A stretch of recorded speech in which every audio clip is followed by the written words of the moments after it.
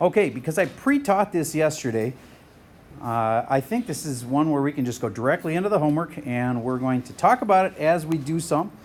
I don't expect you to be a master of this, so that's why I pre-taught it yesterday, because this is not super easy. All right, let's zoom in on number 1 here. If we want to do g of f of x, then where do we always start? The inside. On the inside. Now I want you to look at this for just a second and think of it like an alligator. Can you imagine if we took an alligator and we were able to do an x-ray? Sorry, but there was an announcement there. So, okay, so imagine we could take an alligator and we could do an x-ray of them. Are you aware that alligators will pretty much eat anything? They eat people, they eat dogs, they eat deer, they eat trash cans. I believe it. They have for sure pulled up metal out of the insides of a alligator. And you might be thinking, why am I talking to you about this? Because I want you to think of the G as like a big old alligator that ate. Gotta give him some little stubby legs here. This is pretty accurate, as you can tell. I have a degree in art in my own head. So I'm going to say that this is the G function. This is homie G, the alligator. See, G for gator, makes sense? And then he ate, what do you think he ate? He ate an f of x. I thought about this once and I kind of liked it. You know, the ocean's a big place and it's been there a long time. 2/3 of the earth is covered by water. So there's a whole lot of fishies down there and other beasties. Can you imagine a day in the ocean where a little tiny fish got eaten by a bigger fish? Can you imagine that? Happens. It probably happened 1,000 times while I said it, okay? But then, even more special, a bigger fish eats both of them at the same time. You know what I'm saying? Yeah. And then, I betcha, I wonder what the universe record is for this. I betcha there was as many as like, I don't know, 15. You know what I mean? Little tiny fish eaten by micro size, like eaten by a little bit bigger, eaten by a little bit bigger, eaten by a little bit bigger, eaten by a little bit bigger, and then eaten by a whale. I mean, that could happen, right? Well, the most we're going to pretty much ever do to you is a function inside of a function, which is inside of a function. So in other words, a triple. All right, so in this case, all we have is a double. This G function ate the F function. All right. So what do? Well, if I were you, I'd start by making the alligator, so to speak, the big function, the outside function. I'd start by drawing that outside function. All right, so I'm going to, what is the outside function? It's G. I'm going to write the G function, except I'm going to write it with, instead of an X, what do you think I'm going to put? Instead of the X, what do you think I'm going to put? A parentheses. Remember me saying that an X is an empty parentheses? And that's kind of like the stomach. And now, what do we find inside the stomach? An f of x.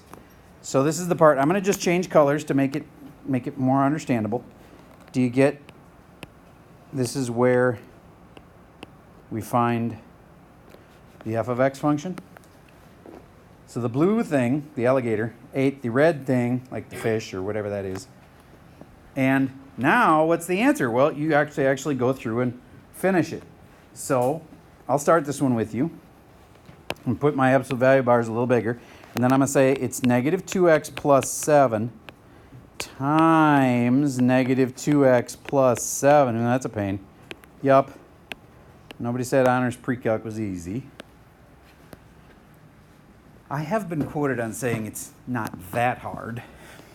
All right, it isn't that hard. I think most of you guys will end up getting A's in here, so it can't be that hard. All right, so when you multiply this all out and simplify it down, just don't forget the absolute value at the end. Now, one thing. If you have absolute values around a variable, little known fact, you can't get them off of the variable unless you split it into two things on an equation. So bottom line, if you're all done with this and you have 6x squared minus 2x plus 8 or whatever it is, you leave it in the absolute values. Unless you knew what it was equal to, like if we were told it was equal to 10, then you can split it into two equations and solve it all the way. But if you have absolute values around a variable, unless it's in an equation, you have to leave it. All right, so your final answer has absolute values on it. That very first one is way more complicated than I think the teacher thought when they built it. Because of the fact that the absolute values are in there, it makes it complicated. All right, this next one. Now, by the way, you're not done with this one. You need to multiply that all the way out, but I think you know how to multiply out a FOIL thing and then subtract 9. That should be easy. So you can come back to that later. Let's do number 2. Now, on this one, the G, the gator, ate an f of 6. Maybe we should figure out what an f of 6 is first. You know what I'm saying? F of 6 is something we can figure out. So I'm going to go off to the side, and I think you should too, and say f of 6 is... And then I'm going to go look at the f function a little closer. Negative 2x plus 7. So I'm going to write negative 2, not going to write x. What am I going to put? Parentheses, plus 7. And then I'm going to drop in the 6. And that's negative 12 plus 7. And what's that? Negative 5. So I just figured out that f of 6 is negative 5. This is an important thing you got to get used to. So now I know that's a fact. Wherever I see f of 6, I can put a negative 5. I mean, that's what it is. It is negative 5. So if I see an f of 6 here, I can put a negative 5. So my new question is, what's g of negative 5 plus 1? So it turns out the gator, the g, just ate a negative 5. And then you have to add 1 at the end. All right, so here's my g function. And then I got to add 1. And then I'm going to drop in what? We just figured out what it was. It was negative 5. That one's going to be a lot easier than the first question. How come the 1 on the outside? Oh, okay, never mind. I get it. You just, when you're all done with this thing, then you add 1. All right, moving on to number 3. X when, okay, I'd like you to just ignore that. They told you f of x is negative 11. And when they say x when, they're referring to the language in the problem which said find x when. I really wish we just said find right here in the problem, because otherwise that confuses people. Find x when f of x is negative 11. Okay, so f of x is negative 11. I'm going to ask you this. Whenever you get stuck, the first thing I usually ask people in this is, did they tell you x or did they tell you y? They told us y. If they had told us x, they would have told us that number. They would have said like f of 6 or something. All right, so they told us y in this case. All right, that means I go find the f function and I write it. Here's the f function. It's negative 2x plus 7. F of x is negative 2x plus 7. Now remember me saying this is substitution? Wherever I see that, I can put that. Do I see an f of x? Yes, I do. It's right here. And what can I put there? Negative 11, because that's what it is. So I cross off the f of x, and I put in negative 11. And lo and behold, I have an equation that's super simple to solve. All right, so the question there was, did they tell me x? No, they told me f of x, which is like y, and I stick it into the equation where y would be. All right, number 6 is a lot like that, except, how is it different? It's got this 3. What are you going to do with the 3? What do you think? Any thoughts? You divide by 3 on both sides, and now I know what f of x is.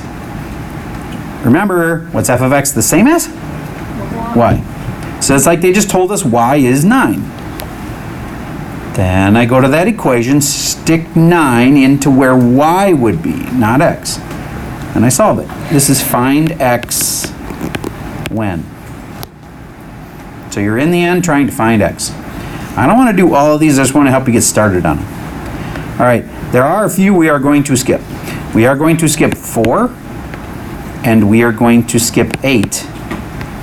And we are going to skip, it's on the next page, but I think I can do that. This page, on this page, I got asked by approximately 8 million people how to do number 10. So I will help with that. So before we do number 10 though, let's talk about how you read these things off of a graph. Let's make sure you can just generally do that kind. Please don't just ignore me and work on some other part of the worksheet. Otherwise, when you get to here, you'll be totally lost. Okay, so stay with me.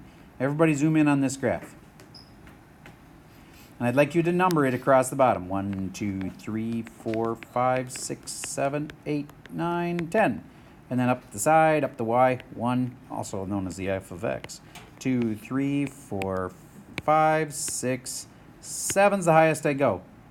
Think about, why did I stop at 7? Whatever's above is not relevant.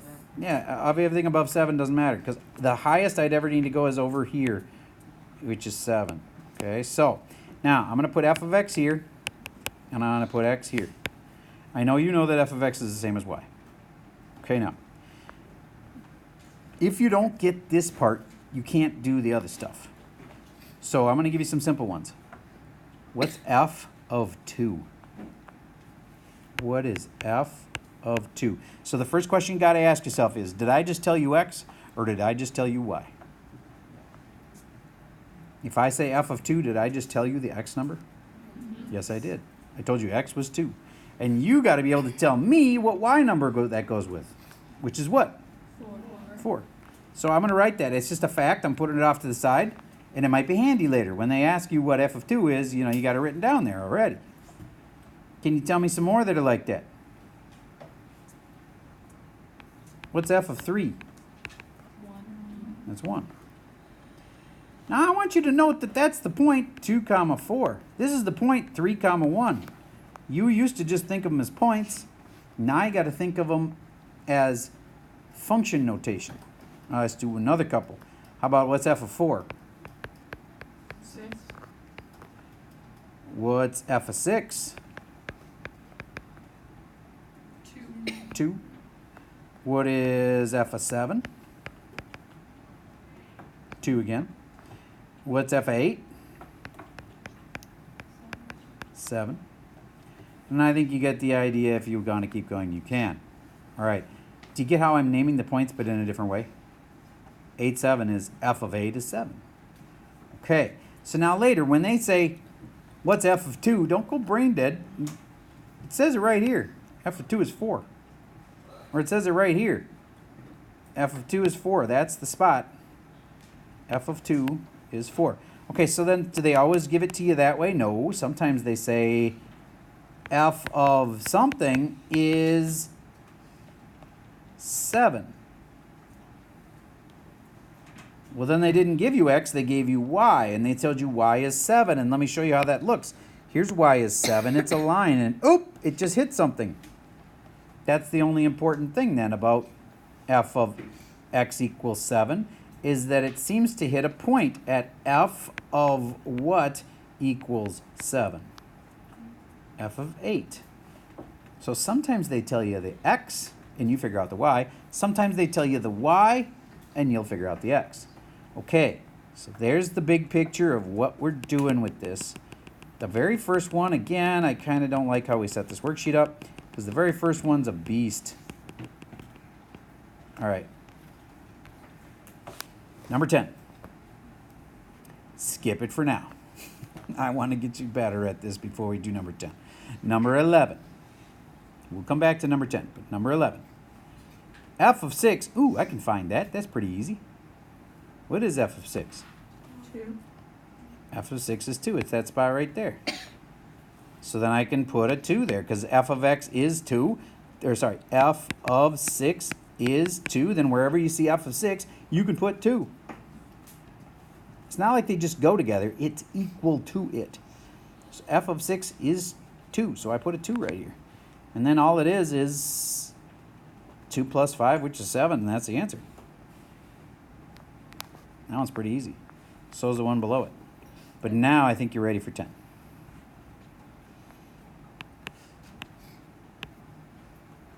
Number 10. Hint on this kind.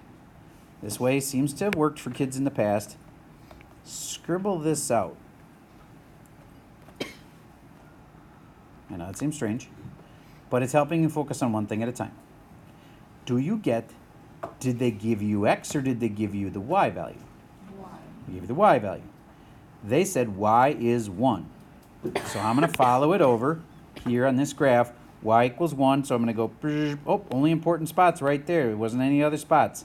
Just right there. And I'm going to write this spot. That's f of 3 is 1. Do you get what I just did there? I figured out the spot. Now I'm going to write f of 3 equals 1 right here, and I think some of you are going to figure out what to do. F of 3 is 1. F of some weird thing is 1. Who can make the connection? Choo-choo. The stuff inside. I'm only repeating it so the video can hear me. The stuff inside, what? The 2a minus 7. Yep. That stuff inside equals 3. You are correct. So now I'm going to use my eraser here, and I'm going to erase this stuff inside. So really, this part here has to equal this part here. That looks like an equation that I could solve. Go up here where I crossed a problem off, and I'll do it up there. 2a minus 7 needs to equal 3. And from there, easy peasy. Add a 7, divide a 2, lemon squeezy. Okay. We have worked through, I didn't do all of the problems for you, but by this point, you're close to done with the front page. The rest of them are yours. Do we have to do those ones? Hold on, hold on, too, or hold on. just skip Skipping 4 and 8. Don't mess up my flow here. 16 and 18 and 20. Okay, now question? Do we have to, do we do them on our own, or are we just not going to do No, skipping just means you don't have to do it at all. Now, can you do it? Sure, but I'm not requiring it. It's not assigned. So what I'd do is, I guess if I had trouble with one on like number 15 and then I go look at the key and I realize, oh, you did that all wrong. Since number 16 is a lot like number 15, I might just for my own personal benefit do number 16. Okay, but you don't have to. All right, so moving back to do. I did give you several to skip. Now, these table ones, I hope you're pretty good at them, but if you have trouble, please just come up and ask. I'll happily help you. And last thought, if you were to go take the top 20, remember, we're going to take it again soon. If you were to take the top 20 on Monday, would you rock it? And if you wouldn't, you should ask me about anything you wouldn't rock in the top 20, because I've warned you, the next time we take the top 20, it's going to be for practice. First 20, sorry. But I'd like to see growth. If you haven't grown much, like I got 6 right, and I don't know if I get much better than that right now, then ask me a top 20 during work time. We got a copious amount of work time today. Okay, so don't feel bad about coming up and asking me top 20 things. Okay. Yay, nobody fell asleep. You got the rest of the time to work.